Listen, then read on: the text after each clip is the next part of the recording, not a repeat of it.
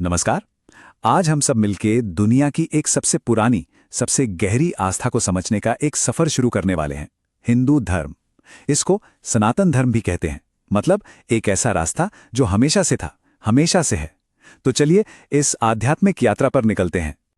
तो सबसे पहला सवाल मन में यही आता है ना, कि दुनिया का सबसे पुराना धर्म है कौन सा? और इसी सवाल का जवाब हमें हजारों हजारों साल पीछे ले जाता है, सीधा हिंदू धर्म के विशाल और सच कहूं तो काफी रहस्यमय इतिहास में। तो देखिए, हिंदू धर्म को मानने वाले इसे सनातन धर्म कहते हैं, जिसका मतलब होता है शाश्वत मार्ग। ये सिर्फ एक धर्म नहीं है, ये तो जीने का एक पूरा तरीका है। और जानते हैं इसकी सबसे खास बात क्या है?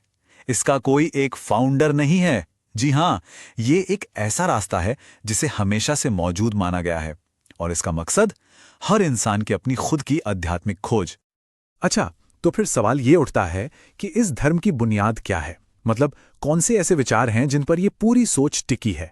चलिए इनको समझने की कोशिश करते हैं और शुरुआत करेंगे सबसे बड़े सवाल से कि ये जो दुनिया है, ये जो पूरा ब्रह्मांड है, आखिर ये है क्या? देखिए, हिंदू दर्शन के केंद्र में एक कॉन्सेप्ट है ब्रह्म। आप इसे ऐसे समझ सकते हैं, ये परम सत्य है, इस पूरे ब्रह्मांड की चेतना, एक ऐसी शक्ति जो हर जगह है, कण कण में है और हमेशा से है। सब कुछ इसी से बना है। मान्यता यह है कि हर चीज यहीं से शुरू होती है और एक दिन सब कुछ यहीं वापस मिल जाता है। अच्छा, तो अगर ब्रह्म पूरे ब्रह्मांड की आत्मा है, तो फिर आत्मा क्या है? आत्मा है हमारे अंदर की वो चिंगारी, हमारे अंदर की आत्मा। ये हर जिंदा चीज का वो हिस्सा है जो कभी नहीं मरता, जो अमर है। पर सबसे चौंकाने वाली बात अब आती है। हिंदू दर्शन कहता है कि हमारी ये आत्मा और वो परम ब्रह्म असल में दो अलग अलग चीजें नहीं हैं, बल्कि एक ही हैं। ठीक है, तो आत्मा का ये सफर चलता कैसे है? इसको कौन चलाता है? यहीं पर एंट्री होती है कर्म के सिद्धांत की। अब देखिए, ये सिर्फ जैसा करोगे वैसा भरोगे वाली बात नहीं है, उससे कहीं ज्यादा गहरा है। ये कारण और प्रभाव का एक यूनिवर्सल लॉ है। इसके हिसाब से आज हम जिस भी हाल में हैं, वो हमारे ही पिछले कर्मों का फल है, और हमारे आज के कर्म वो हमारा आने वाला कल तय करेंगे। और कर्म का यही चक्र हमें पुनर्जन्म की धारणा तक ले आता है। जरा इस श्लोक को देखिए, ये कितनी खूबसूरती से हिंदू आस्था के कुछ मूल विश्वासों को बताता है। जिसकी गोमाता में भक्ति हो, जिसका ओम में पक्का विश्वास हो और जो पुनर्जन्म को मानता हो, उसे ही हिंदू जाना जाता है। इससे साफ पता चलता है कि जीवन के इस चक्र में विश्वास रखना इस पूरी आस्था का कितना जरूरी हिस्सा है। तो अभी तक हमने आत्मा और कर्म जैसे गहरे कॉन्सेप्ट्स को समझा, लेकिन सवाल यह है कि ये गहरी बातें आम लोगों तक पहुंचती कैसे हैं? तो इसके लिए हिंदू धर्म में देवी देवताओं और पवित्र ग्रंथों की एक बहुत ही समृद्ध दुनिया है। चलिए अब उसे देखते हैं। और इसमें सबसे पहले आते हैं त्रिमूर्ति, यानी ब्रह्मा, विष्णु और शिव। ब्रह्मा जो सृष्टि के रचयिता हैं, विष्णु जो इस सृष्टि का पालन पोषण करते हैं, और शिव जो संहार करते हैं ताकि फिर से कुछ नया बन सके। तो ये सिर्फ तीन देवता नहीं है, बल्कि ये एक विचार है। ये बताता है कि ब्रह्मांड हमेशा एक साइकिल में चलता है, बनना, चलना और फिर बदलकर कुछ नया बनना। और इस सारे ज्ञान का सोर्स क्या है? वो है वेद। वेदों को हिंदू धर्म का सबसे पुराना और सबसे पवित्र ग्रंथ माना जाता है। ये चार हैं। पहला ऋग्वेद, जिसमें देवताओं की तारीफ में भजन है। दूसरा यजुर्वेद, जिसमें यज्ञ वगैरह के नियम कानून हैं। तीसरा सामवेद, जिसमें मंत्र हैं जिन्हें गाया जाता है। और चौथा है अथर्ववेद, जिसमें रोज की जिंदगी से जुड़े मंत्र और ज्ञान की बातें हैं।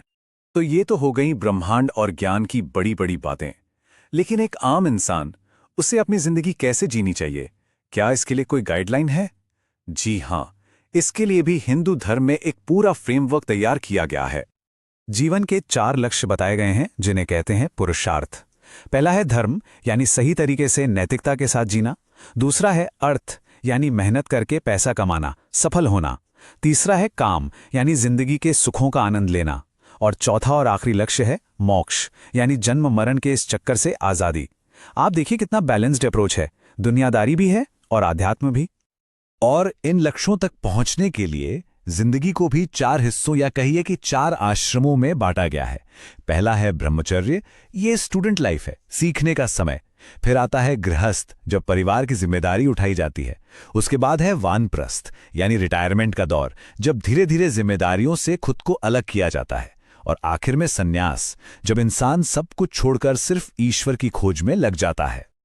ठीक है, तो जीवन के लक्ष्य भी तय हो गए और उसके पड़ाव भी, लेकिन इस सफर के जो खास मोड़ हैं उन्हें सेलिब्रेट कैसे किया जाता है, बस यहीं पर संस्कारों यानी रिचुअल्स की भूमिका सामने आती है। एक हिंदू के जीवन में जन्म से लेकर मृत्यु तक 16 मुख्य संस्कार माने गए हैं। ये संस्कार जिंदगी के हर बड़े मोड़ को एक पवित्र उत्सव बना देते हैं। जैसे बच्चे के जन्म पर नामकरण होता है, जब पढ़ाई शुरू होती है तो उपनयन संस्कार होता है, फिर विवाह संस्कार, और जीवन के अंत में अंत्येष्टि यानी अंतिम संस्कार। तो हमने धर्म, कर्म, जीवन के अलग अलग पड़ाव सब देख लिया, लेकिन इन सब का आखिरी मकसद क्या है? मतलब ये सारी यात्रा किस मंजिल के लिए है? अब हम बात करेंगे उसी परम लक्ष्य की, जिसका नाम है मोक्ष। मोक्ष का सीधा सा मतलब है संसार से मुक्ति, मतलब जन्म और मृत्यु का ये जो कभी ना खत्म होने वाला पहिया है, उससे आजाद हो जाना।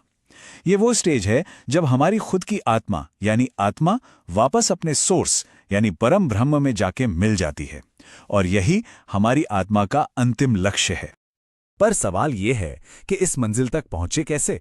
और हिंदू धर्म की खूबसूरती देखिए, वो कहता है कि हर किसी के लिए एक ही रास्ता नहीं हो सकता। मोक्ष तक पहुंचने के लिए 4 मुख्य रास्ते या योग बताए गए हैं। पहला है कर्म योग, यानी बिना फल की इच्छा किए अपना काम करते जाओ। दूसरा है भक्ति योग, खुद को पूरी तरह ईश्वर को सौंप दो। तीसरा है ज्ञान योग, ज्ञान और विवेक के रास्ते पर चलो। और चौथा है राजयोग, ध्यान और मेडिटेशन से अपने मन को कंट्रोल करो। मतलब हर इंसान अपने नेचर के हिसाब से अपना रास्ता चुन सकता है। तो आखिर में बस एक सवाल बचता है, आज की ये जो भागदौड़ भरी तनाव वाली जिंदगी है, क्या उसमें ये हजारों साल पुराना ज्ञान हमें शांति का कोई रास्ता दिखा सकता है? ये एक ऐसा सवाल है जिसका जवाब इस बात पर टिका है कि ये सदियों पुराने सिद्धांत आज की दुनिया के लिए कितने मायने रखते हैं।